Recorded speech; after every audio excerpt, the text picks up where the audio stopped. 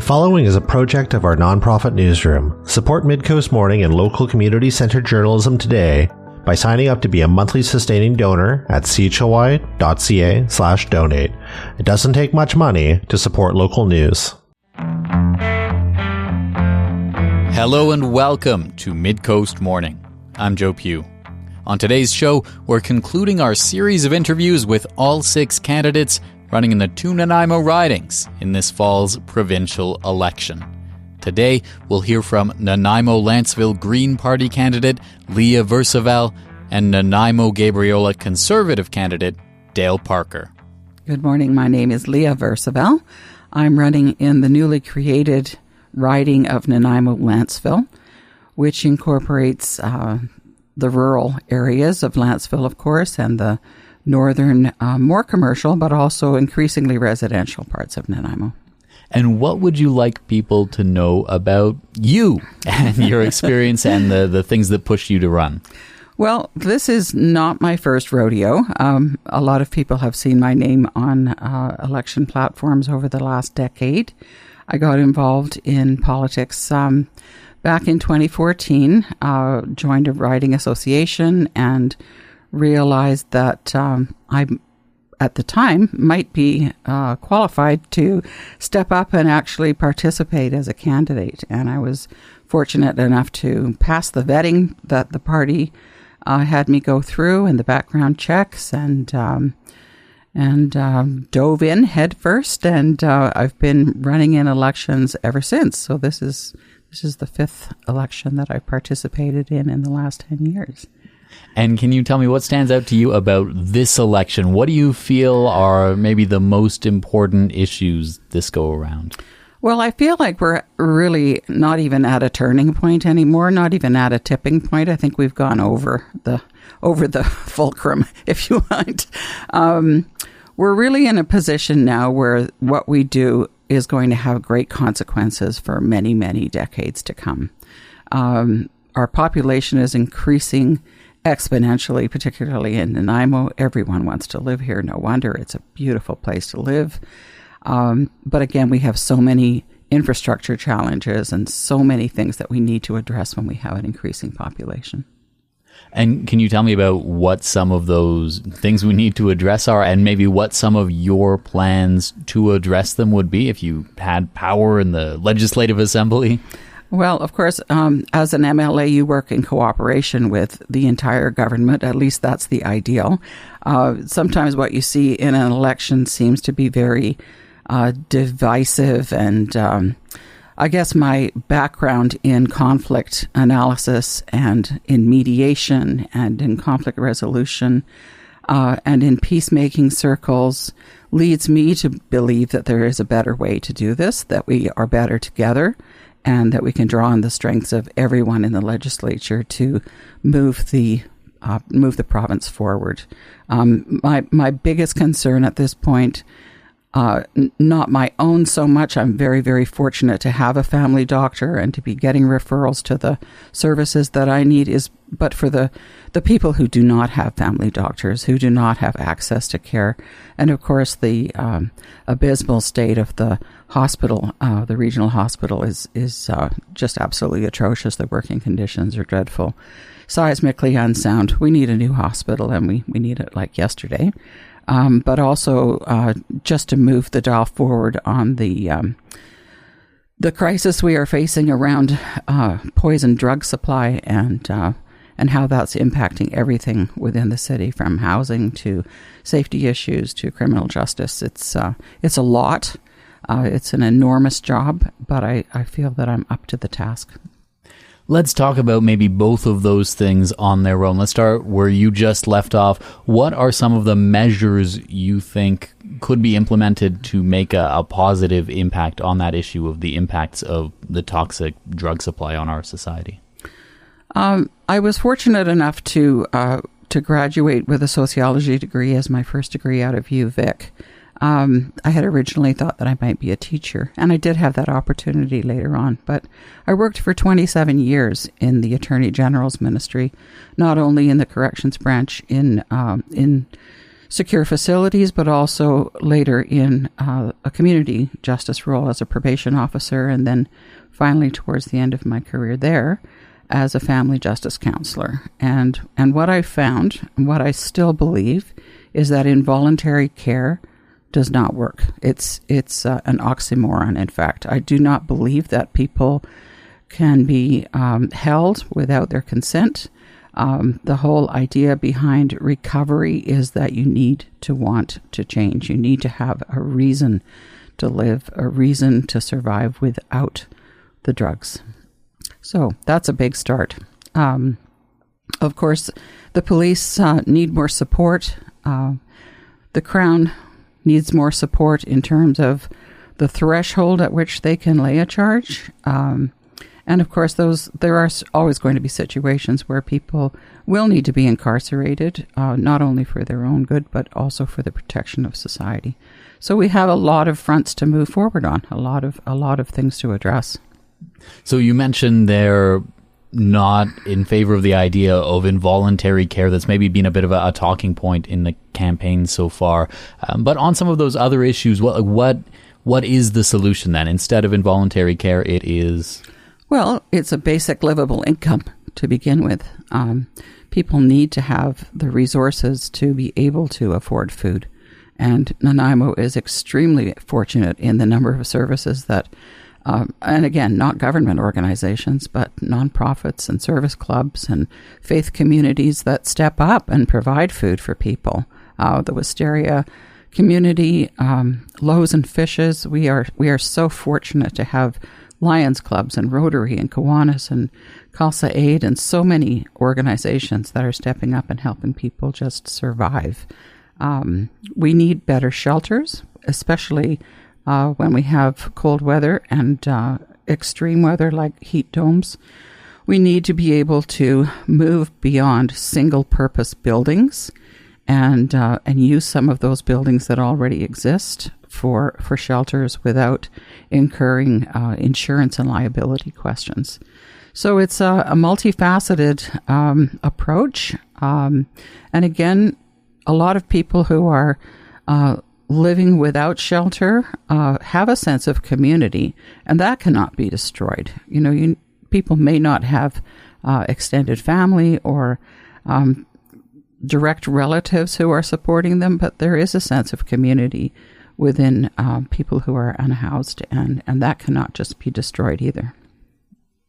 On healthcare more broadly, you were talking about some of the needs in our region. Some of the various party leaders have proposed to build a new patient tower in Nanaimo. Beyond that, are there other parts of a healthcare plan that you'd like to highlight?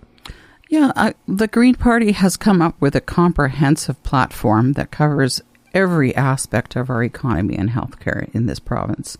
And the Dogwood model that is being proposed is a hub kind of design where people can go within their own communities for services, including things like dialysis or massage therapy or blood tests or anything that they may need in terms of health care and in terms of preserving existing health, which is incredibly important, so that they don't have to travel miles and miles down to the road to Victoria or over to Vancouver, or in some situations where people have lost all hope of our own provincial healthcare to be able to serve them, to go down to the States or elsewhere for services. So we really do need that patient tower. It's long overdue. It's seismically unsafe. The working conditions for the people who are working there, and God bless them every day, are absolutely atrocious. No wonder we can't retain nurses and other medical professionals. The cost of living here is beyond unbelievable. And then to go to work and not feel safe at work is not acceptable. Are there any actions you'd like to highlight that you would take to try and address that cost of living piece?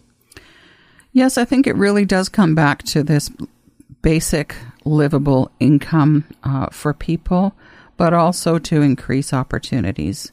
When I have been working over the last decade part-time at VIU, I've seen so many students come in who are, as most students are, ambitious and enthusiastic and wanting to pursue a career, and then for a variety of reasons are not supported or simply cannot afford to continue. And if by their own strength and the strength of community they are able to graduate, they often graduate with an enormous debt. And again, go on paying that off for a long time. So we need to address better supports for people who are entering the trades as well as academic programs, and to support them not only when they begin their post-secondary education, but even from 7th and 8th grade, where students start to realize what kind of direction they want to take. Students need to have an individual education plan moving forward.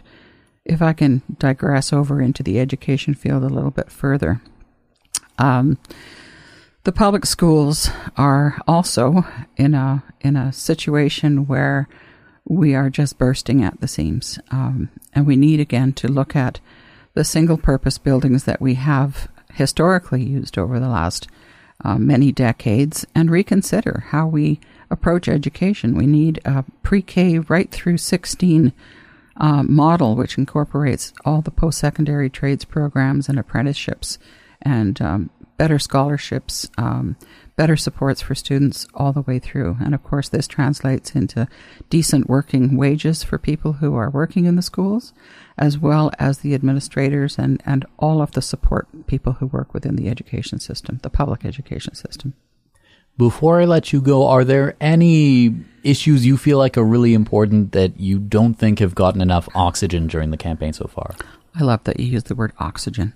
One of the things that is, of course, is fundamental to a livable, breathable planet is taking care of our entire ecosystem, taking care of our water, taking care that people have access to trails and resources and parks, and I truly believe that moving forward into a situation where we abandon the concept of clear-cut logging and move towards a more sustainable system of logging is the way to go.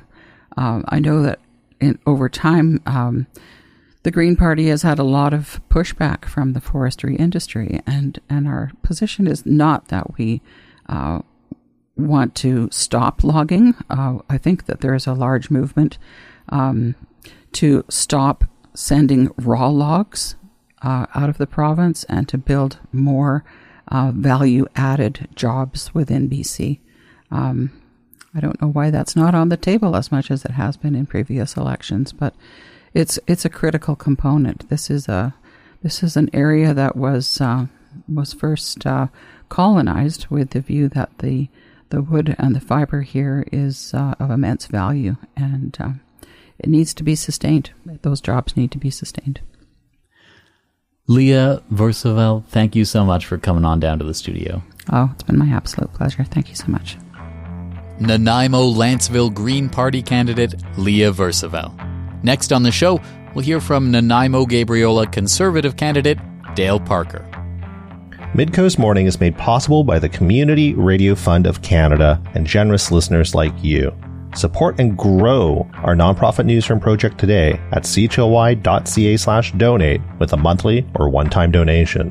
With your support, we can expand Midcoast Morning from 2 to 3 original programs per week to cover local news, current affairs, and arts and culture. Good morning, and thanks for having me here today. I appreciate your time. And my name is Dale Parker. I'm the BC Conservative candidate for Nanaimo-Gabriola Island. My family used to have a property on Mudge Island, and that was our family time. We would go there and spend all our summers and days developing the property. We also spent a lot of time on Gabriola Island because we obviously you get to Mudge through Gabriola, so it was a special place for us. We had a couple of large family reunions there and spent a lot of time in Nanaimo. So being a Vancouver Island resident and being up there all the time, it really was just part of my, backyard. So that's why this area is so, that's why I'm so connected to this area.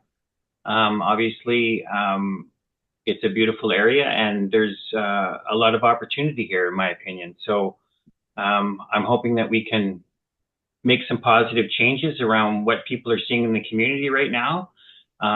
It's been going on for quite a long time, and I think there's a lot of people. There's consensus around some of the critical issues in Nanaimo and Gabriola, and I've talked to a lot of people. I've been around talking to businesses and nonprofit organizations and other organizations. I've talked to so many people in the area, and there's a common thread, what I'm hearing from everyone. So I'm very clear what the issues are for Nanaimo-Gabriola, and we have a lot of work to do. Great, fantastic. I want to get into some of those issues over the next few minutes. Just before we do, to make sure to clarify, so you were talking about there, you spent a lot of time, your family used to have a place on Mudge Island. Right now, you're living in Mill Bay, right? Is that the context behind that? Yes, I am in Mill Bay right now. I've got two sons, one that goes to college in Victoria. He goes to Camosun College, and my other son works in Victoria. So being a single father, I'm just strategically positioned where I can support them best right now. And so regardless of where I am at the moment, I certainly will take any appropriate steps as needed. And can you tell me what you feel are the big issues this election cycle in Nanaimo? Yeah, well, I've talked to obviously the drugs and the mental health challenges that we see in the community. Those are a primary issue. And the second one is the hospital situation in Nanaimo. I've been a big proponent for getting action around the work that the Fair Care Alliance has been doing. I've talked to a lot of people, and I'm well apprised of the issues there. I've received reports from patients, from parents of patients, from people who have been through that hospital. And I just want to say that, I feel badly for the people who are suffering because of this situation with the healthcare. They can't get doctors. They can't get timely care. They're on wait lists. There's a lot more serious problems than that. There's people actually dying due to the state of the healthcare. I'm very concerned about that. I'm concerned that this hasn't been actioned by the previous government over the last 7 years. And I know we need to do a lot of work to get a new patient tower and a cath lab in Nanaimo, and that's what we're going to do. I also know that I feel bad for the healthcare professionals. These people who work at the hospital are amazing people, committed people to the welfare, the health and welfare people. And I just don't think it's fair to them to have to work under these conditions. I think they need a lot more support. I think we need to come together as a community and celebrate the work that these people are doing under the conditions that they're having to do it in. And they come to work every day and do the best they can, but without the support that they need, it's challenging for them, and it's got to be difficult for them to have to go into that every day. So I really see this as a big failure of the government to let down these valuable people in our community, these healthcare workers, the doctors, the nurses, all the support staff that go into running these healthcare facilities. They all need support, and this impacts people directly, people's families, their lives. This is critical work that needs to be done that hasn't been done. So the healthcare. What's the plan? So I know each of the party leaders has sort of promised that if they were elected, they would build the new patient tower in Nanaimo. Beyond that piece of infrastructure, what would your approach be to addressing some of the issues you've highlighted there? Well, obviously, there's a big group of people who have directly been impacted in the community by the situation at the hospital. So, for example, as I mentioned earlier, the Fair Care Alliance had a rally. They've been advocating for support for many years now. And when I went to the Fair Care rally in Nanaimo I think it was about a month ago, there was no representation from the NDP there, and we all went up there and we signed the pledge. But it was an opportunity to listen to what's going on and the criticality of the need.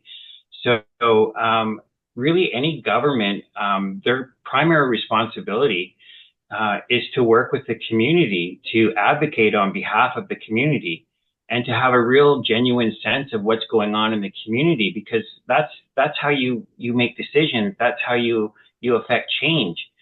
So obviously we have to work with the community, spend a lot of time working with them, understanding the issues. We already understand what the issues are, but we need to do proper engagement with the community and proper stakeholder engagement. And that often is a shortfall of this current government as well. So we're going to work hard with them.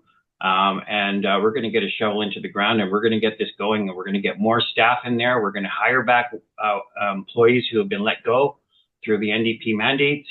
We're going to make Nanaimo an attractive place for medical professionals to want to work there. In any business, it doesn't matter if it's healthcare or if you're a muffler shop. If you don't have an environment that attracts workers, if you don't have the latest tools, if you don't have a nice work environment to work in, people aren't going to be wanting to work there.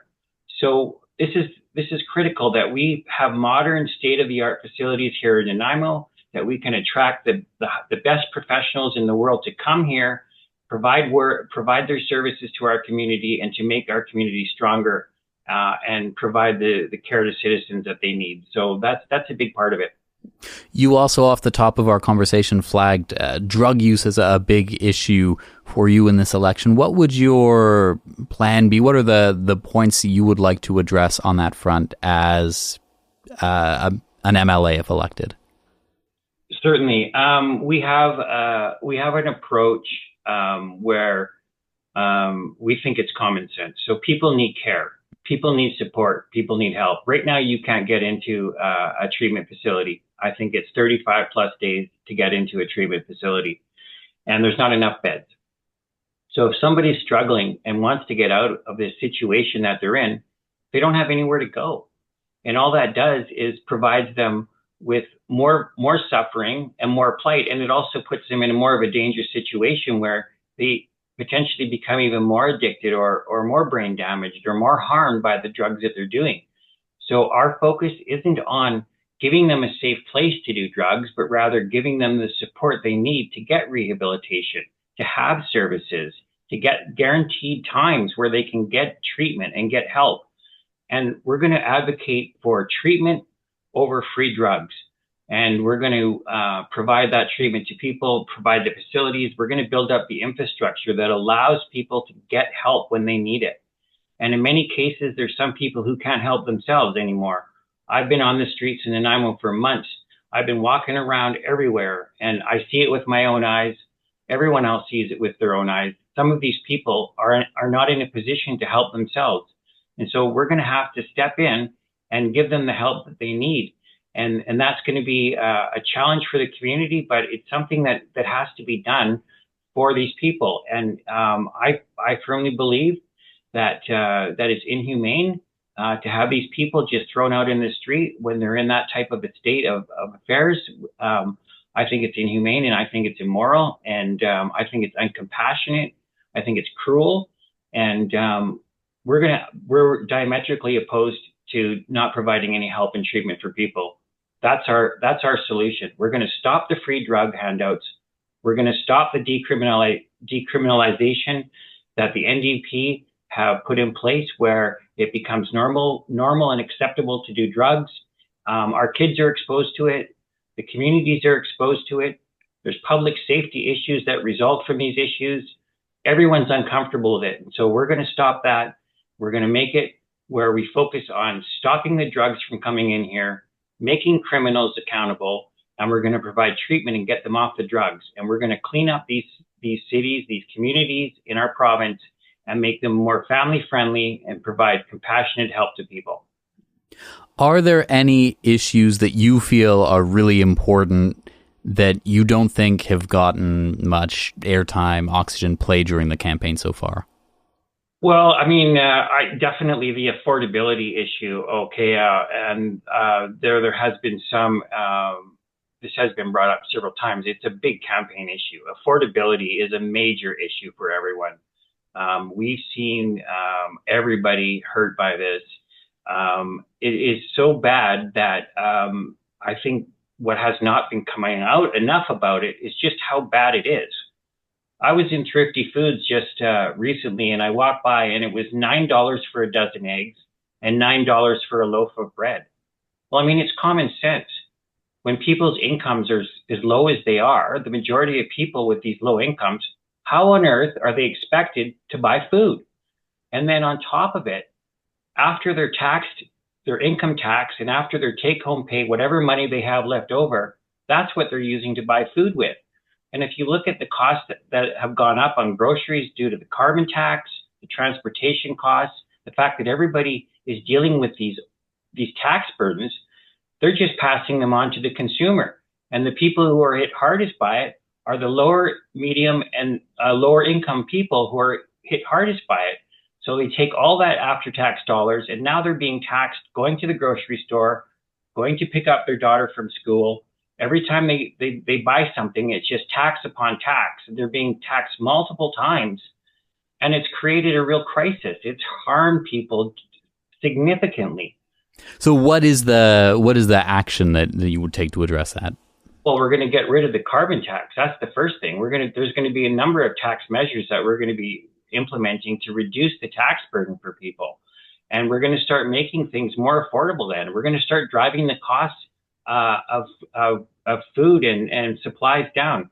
We're also going to create a lot of high-paying jobs, because that's one way to attack affordability is through high-paying jobs. And there's been a number of industries who have been adversely affected in British Columbia due to the climate that's been created by the NDP. Businesses are reluctant to come and set up shop here because there's no housing and it's too expensive. So if they're making a decision about where they want to set their business up, BC's not on the list.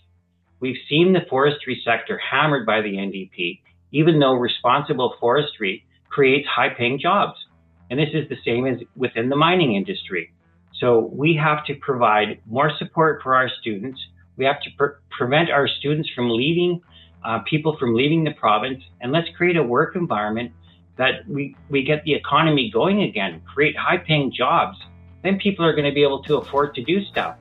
Now everybody's handcuffed and broke and have no support from the government. It's completely wrong. Dale Parker, I'd love to keep the conversation going, but we're out of time. Thank you so much for making some time today. You're very welcome. Have a good day.